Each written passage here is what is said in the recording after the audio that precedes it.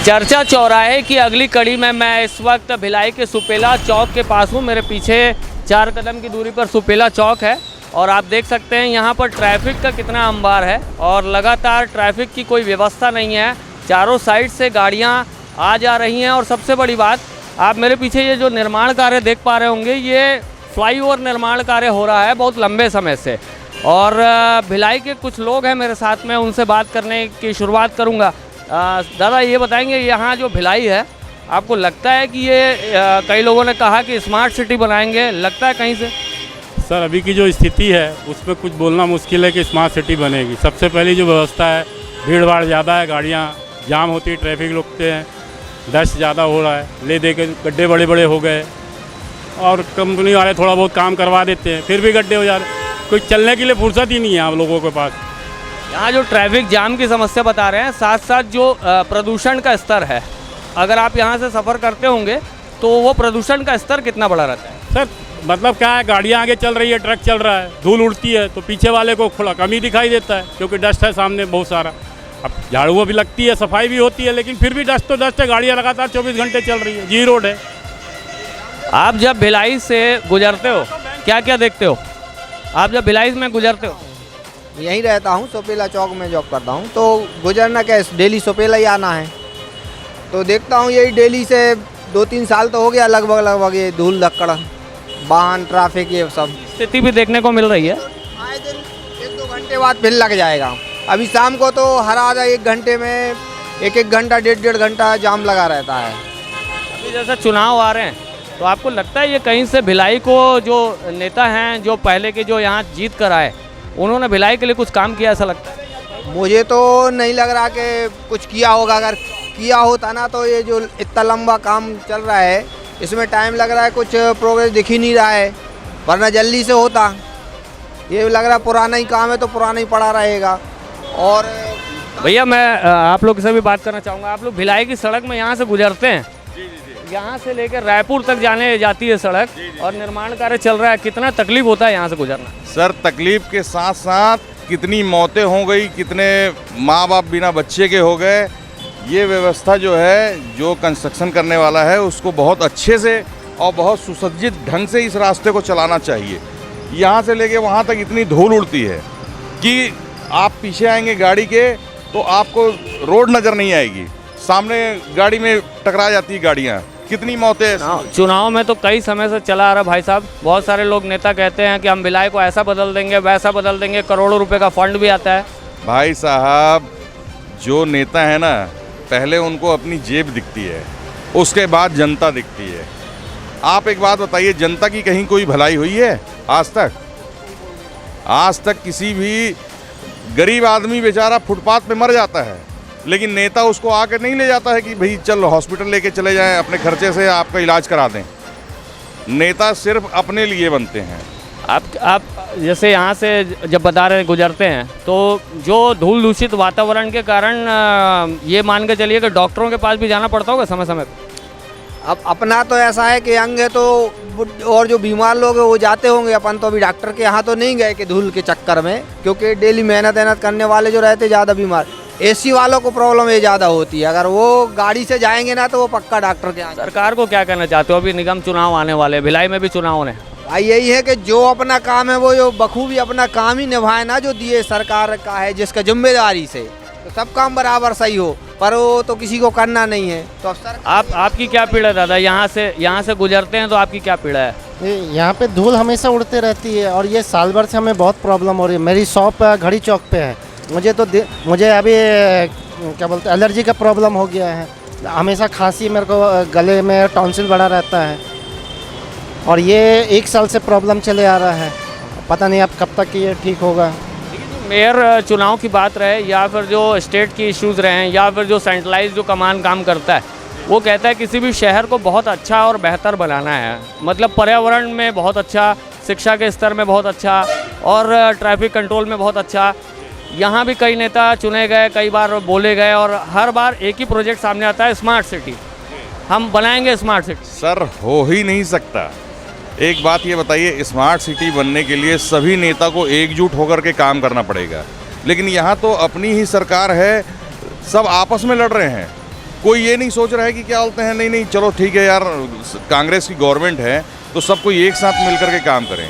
यहाँ तो ये है कि अरे ये देवेंद्र यादव हैं भिलाई के विधायक, तो उधर दुर्ग का विधायक जो है इनके विपक्ष में काम करेगा। कोई भी अगर एकजुट होकर के काम करे तो कोई दिक्कत नहीं है सर। सारा शहर, सारा संसार जो है सुसज्जित तरीके से बढ़िया ठीक वातावरण में चलेगा। तुलनात्मक नज़रिए में अगर बात करें तो जो पहले की सत्ता रही है और जनता के पास ऑप्शन असल में ज़्यादा रहते नहीं हैं, या तो भाजपा को चुनना रहता है या कांग्रेस को चुनना रहता है, यही दो प्रबल दावेदार यहाँ पर सामने देखने को मिलते हैं। तो जो पहले का कार्यकाल रहा है उसमें भिलाई कितना बदला, या अभी जो आगे जो सरकार आई है स्टेट में छत्तीसगढ़ में कांग्रेस की, उसके बाद में जो भिलाई में भी एक दखल हुई है कांग्रेस की, उसके बाद में जो आकलन अगर करें तो कैसा करें? भाई साहब देखिए, छत्तीसगढ़ बनने से पहले इस राज्य में मध्य प्रदेश राज्य था, उस समय कांग्रेस की गवर्नमेंट थी।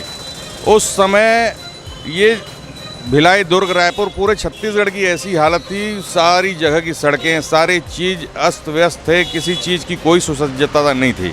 लेकिन कांग्रेस के बाद जब भाजपा आई, भाजपा के आने के बाद करीब ये रमन जी ने अपने कार्यकाल में जितना पूरे छत्तीसगढ़ को सुसज्जित बना दिया है। और अभी की जो गवर्नमेंट आई है इनके पास तो अभी टाइम ही नहीं मिल पाया है। कोरोना काल तो कुछ काल तो इससे ये गवर्नमेंट परेशान है, इससे अपना कार्य करने के लिए अभी ये सक्षम हुए नहीं है। जब इनको टाइम मिले तब तो वो काम करें। तो भिलाई को एजुकेशन हब के तौर पे भी देखा जाता है। जो बीएसपी क्षेत्र है पटरी उस पार का, वहाँ पर एजुकेशन हब और पटरी इस पार भी कई स्कूल कॉलेजेस खुल गए। तो उसके बाद में जो शिक्षा का स्तर में सुधार होना चाहिए, जिसके लिए यहाँ के स्थानीय नेता भी बोलते हैं कि हम बच्चों की फ़ीस कम कराने के लिए कॉलेज या स्कूल प्रबंधन से बात करके आपकी लड़ाई लड़ेंगे। लेकिन आज बच्चों को यहाँ पढ़ाना, यहाँ शिक्षा का जो स्तर है वो कितना महंगा हो चला है? सर यहाँ बाहर से आते हैं लोग कि यहाँ फीस कम लगेगी, ये लगेगी, लेकिन कोई इसमें कार्य करने को कोई भी नेता तैयार नहीं है। क्यों? क्योंकि भाई स्कूल जो है वो प्रशासन को चंदा नहीं देगा तो उनका काम नहीं चलेगा। इस वजह से एजुकेशन हब को यहाँ महंगा किया चला जा रहा है। यहाँ कोई सस्ता नहीं होने वाला एजुकेशन। अभी भिलाई में चुनाव है, साथ साथ जामुल में चुनाव है, और भी जो भिलाई 3 चरोदा है वहाँ भी नगरीय निकाय चुनाव है। तो इन चुनावों को देखते हुए स्टेट में भी 15 जगह हो रहा है कुल मिला के। तो इन सिनेरियो को, इन चीज़ों को देखते हुए जब नेता कोई आता है वोट मांगने के लिए, और जब कोई नेता अपना घोषणा पत्र जारी करता है, उस वक्त क्या पीड़ा महसूस होती है कि पुरानी चीज़ों में तो कुछ हुआ नहीं और नए चीज़ों को फिर या तो रिपीटेशन होता है क्या? जी जी जी बिल्कुल। क्या है कि अब एक नेता जो है बन करके वो चला गया, वो सोचता है कि हाँ ये बोले थे तो इनको वोट मिल गया था, तो हम कुछ और बढ़ा करके बोलते हैं तो पब्लिक जो है वो मूर्ख है भाई। वो उनके प्रलोभन में आ जाती है कि नहीं नहीं चलो ये नेता ने ये कहा है, ये होगा तो इसको वोट दे दिया जाए। लेकिन फिर वो 5 साल जो है कि पब्लिक धूल चाटती रहती है कि अरे यार कुछ हो ही नहीं रहा है। मतलब जनता के एक एक वोट से बनने वाले नेता राज करते हैं। बस बस बस बस बस सिर्फ नेताओं का राज चलता है, बाकी जनता तो यूं ही धक्के खाती फिरती है। आपका शुभ नाम बता देंगे और आने वाली सरकार से जो अपेक्षा रहेगी, जो ग्रॉस रूट लेवल से लेकर ऑफिस लेवल तक की जो अपेक्षा है भिलाइयंस की, जो है जनता की, वो आप अपनी बात रखें। जी, मेरा नाम अनुराग राय है, मैं भिलाई में रहता हूँ। और देखिए, देवेंद्र यादव जी बहुत ही अच्छे होनहार और नौजवान कार्यकर्ता हैं और विधायक भी हैं, और वो काफ़ी अच्छा भिलाई को प्रोग्रेस दे रहे हैं। लेकिन उनके साथ में और उनके ऊपर के नेता अधिकारी सब उनके साथ दें तो ये भिलाई जो है काफ़ी सुसज्जित और काफ़ी अच्छा बन सकता है। ये इस तरह से जो राय छनकर आ रही है, आप अभी भी नज़ारा देख सकते हैं। ये देखिए, आप ये इस तरह के जाम के हालातों से ये भिलाई नेहरू नगर से टाटीबंध तक गुजरना होता है।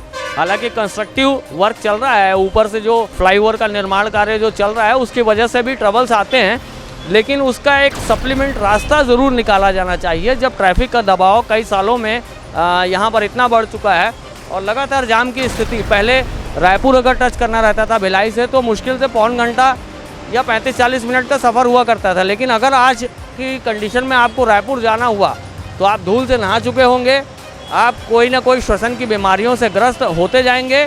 और जाहिर सी बात है जो समय लगेगा वो आपको कम से कम 3 घंटे का, 4 घंटे का, 5 घंटे का, और जाम लगने पे तो आप खड़े रह सकते हैं।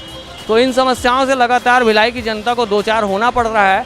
और जैसे कि भाई साहब ने जो बताया कि जो तस्वीर बदलनी चाहिए थी भिलाई की, वो सालों से आज तक बदलती दिखी नहीं है कहीं भी। जो लगातार स्ट्रक्चर चेंज होते हैं, जनसंख्या और आबादी के हिसाब से भी लगातार बदलाव की स्थितियां बनती हैं। और इन स्थितियों पे जो ग्रास रूट लेवल से अपिश लेवल का जो प्लान होना चाहिए वो प्लान नदारद है।